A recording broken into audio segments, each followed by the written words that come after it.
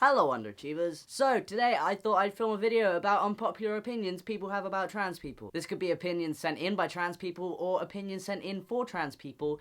It's gonna be interesting. So I've already done a similar video like this where I talked about unpopular gay additions. It's gonna be a series. Let me know down below what you want me to do next. But yeah, I got sent in these unpopular opinions, so none of these written down, you know, represent my opinions. I'm just reacting to them. Also, there's a lot of unpopular opinions that I didn't put in here because they would be inappropriate, and believe me, I really did want to talk about it, but that would just not worth it. So let's go. People who post shirtless photos before surgery are dumb. I disagree with this completely. Speaking from my experience, I would never, ever be comfortable posting pictures of myself shirtless where you could see my chest before I had surgery, but that doesn't mean everybody else should feel like that. Obviously, you need some kind of dysphoria to be trans, whether that be physical dysphoria or social dysphoria, but not everyone feels that terrible about their chest, and I've seen quite a few people pre-surgery that feel entirely comfortable with having their chests out. I'd give Ty Turner as an example. He looks great. He's posted pictures and videos of himself pre-surgery. He hasn't actually had top surgery, but he looks great. He has a very small chest, so obviously not everybody has that experience, but if you want to post a topless photo before surgery, whatever, go ahead. Personally, I would feel weird about it if it was me, and I'd feel weird about it if it was my friends, just because, you know, this isn't controversial. Obviously, I associate breasts with girls, and seeing a friend or seeing somebody I know who I see completely as a guy and then seeing their chest is weird to me. There's nothing wrong with it. It's just because I see them as a dude, and then they have these things that are associated with women, and yeah, that's my reaction. But, like, do whatever the hell you want to do with your body. Obviously, this does not apply to people who are under the age of consent and people who are minors. And I know there's a whole debate about whether or not breasts are sexual, and I don't think they should be sexual, but in society, they are seen as sexual. If you take pictures of yourself topless when you still have a chest, you know, you could be arrested, actually, if you're under the age of consent. It counts as child pornography, and honestly, if you're under the age of 18, please don't post that. That would be weird. That's the only exception. But yeah, do whatever the hell you want to do with your body, but please don't post pictures of yourself topless if you're a minor. That's, you know. I think that's pretty self-explanatory. Trans people are automatically happy when they go on T, so I don't actually think Connor thinks this. But there's this whole idea that once you've started testosterone, your life is so smooth sailing, everything's great from there. It's actually really not. Sometimes it's the opposite, and it's not because people are taking testosterone when they shouldn't have. Obviously, testosterone is a hormone, and when your body has a hormone imbalance, it screws with your emotions and how you're feeling, and it screws with, like, your skin. You know, you get oily, you get greasy. Some people get really angry. Some people have issues dealing with their anger because of testosterone. The first few months on testosterone are very hard for quite a few people. I had an alright-ish time.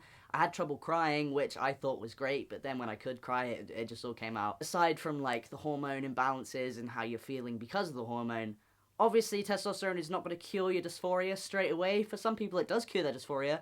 And believe it or not, some people who transition do get rid of their dysphoria. They can alleviate the dysphoria. That is what transitioning is for. Not everybody's going to be completely happy with how they look or how they feel on testosterone straight away. And maybe they won't feel happy with themselves ever. And that's just something they'll have to grow to, you know, come to terms with. But, you know, your voice doesn't drop immediately. For me, my voice dropped quite slowly, in my opinion. And, you know, having everybody watch me and asking me when my voice is going to drop caused a lot of stress for me, and I'm not gonna lie, that made me feel horrible, and that was terrible. My voice dropped quite slow because I was on, you know, a small dose, and I was just, like, insecure about that, because I really just wanted my voice to drop immediately, and I wanted to have a beard immediately. Even though I don't want a beard, I just wanted to be able to grow a beard. I still felt like my body was feminine when I started testosterone. Obviously, my body has changed now that I've been on it over a year, but testosterone is not, like, an immediate, you know, cure to anything. You will not be immediately happy when you start testosterone, and if you think you will be, you have a lot of thinking to do. Obviously, it was such a massive relief to start testosterone because that was the thing for me. I was like, this is what I need to feel comfortable to leave the house. Obviously, still had terrible chest dysphoria, but testosterone allowed me to be more of a functioning human being. But yeah, I feel like that was a long answer. It doesn't matter if you think you need dysphoria or if you don't. You need to mind your own business. Yes, personally, I think you need gender dysphoria to be trans. If you don't agree with me, that's fine, but let's not hate on each other and argue with each other, because that's not going to solve anything. The whole idea that the trans community has to have the exact same belief as each other is grim. I've been thinking about this a lot recently. Just because we all transition together, it doesn't mean that we have to have the same mindset towards transition or the same mindset towards anything politically. We were just all, unfortunately, born in a place where, you know, we didn't feel comfortable. I used to be really mad that people didn't have the same opinions as me, and I know people out there are still very mad, and it just causes more problems than it solves. I just think we should let people exist as they want to exist. It's not really hurting anybody, and, you know, I feel like the people that have an issue with others' opinions regarding this subject are so insecure in themselves that they need to project it onto others. At the end of the day, if you say you're trans and you don't have gender dysphoria, I don't care. If you want to use he, him pronouns, I will call you he, him pronouns, and I won't question it. There's no point doing that. Why bother? You're just a dick if you do that. You don't need to fully transition to be trans. Yes, I do agree with this, but obviously there's different outlooks of this. So I say that I'm fully transitioned. I don't want any more surgeries. I don't want, you know, anything else. But to me, I'm fully transitioned because, you know, I'm not getting bottom surgery, but that's not part of my transition. I feel like I said bottom weird. The same goes for people that, you know, maybe just want to be on testosterone. They don't want top surgery. That's not for them. That's fine. They're fully transitioned because everyone's transition is different. And to say that everyone's transition is not different is silly. I know a ton of people that don't want bottom surgery, and obviously they're not entirely happy with how their bodies are, but they just don't want to take that step, and that's fine. And I also know a ton of people that have had bottom surgery and are very happy with that, and to them, they're fully transitioned, and that makes them happy. At the end of the day, it's your body, it's your decision. You shouldn't let anyone pressure you into doing something that you're not entirely sure on doing. Like, my whole issue with this, you have to transition to be trans idea is just like, it pisses me off, because if you tell somebody that they're not trans unless they transition, you could push somebody who's questioning into transitioning because they think, oh, this is the only way that I can exist. And that's harmful, and to people that say that transgenders are a thing, you're causing that to happen. Hormone blockers shouldn't be given to people before puberty because you can't know without experience. I disagree with this. So pretty much the only known side effect, and I know I'm saying known because there hasn't been like many long-term studies on this, and obviously that's a bit risky, and you have to consider that if you're thinking of taking hormone blockers, but the only known risks so far of taking hormone blockers are, you know, issues with bone density. But if you have that, you can take supplements, you can exercise, and you'll be fine. Hormone blockers allow people who haven't fully gone through their, like, birth puberty to, you know, think about what they actually want to do with themselves. I think it's cruel to not allow people who are pretty much sure that they're trans to block their puberty. You can't only have hormone blockers for the rest of your life, you know, you need estrogen or testosterone, but hormone blockers is such a good thing. And it's also a great thing for kids who are 100% sure that they're trans, because it means that they don't have to go through the painful puberty that a lot of trans people have to go through. If I was able to have hormone blockers when I was young, I wouldn't have to have top surgery. I wouldn't have nearly as much dysphoria as I have now, because I was given the option to, you know, think about it and, you know, not go through a terrible puberty. I really do not understand the mentality that hormone blockers are bad to give to kids, because no irreversible changes happen. Obviously, giving testosterone to a 12-year-old or estrogen to a 12-year-old, or those hormones to kids that, you know, aren't completely sure about themselves, that's a bad idea, because there are irreversible changes that happen when you take those secondary sex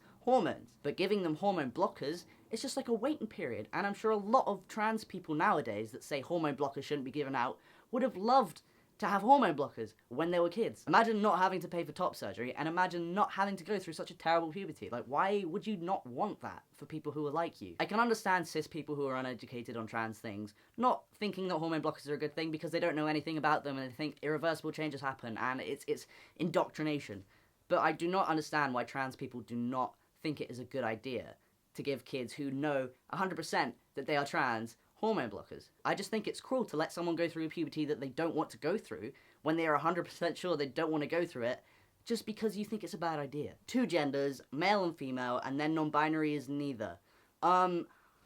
I am not entirely sure what I think about this. I think the issue that people have with saying there's only 2 genders is that it completely disregards the fact that non-binary people are existing humans. I don't have an issue with people saying there's only 2 genders when they bring into account that non-binary people are outside, you know, the gender binary. I guess it's fair to say that there are 2 genders, male and female, and then non-binary is neither, or a mixture of both, or, you know, anything in between. That is completely fair. But I also think it's fair to say there's 3 genders, male, female, and, you know, non-binary, which is an umbrella term. I don't think I'll ever have, like, a concrete opinion on that, but either way, I don't really think it matters, because it still accounts for non-binary people being a thing. When you're trans, being also gay is even less of a big deal.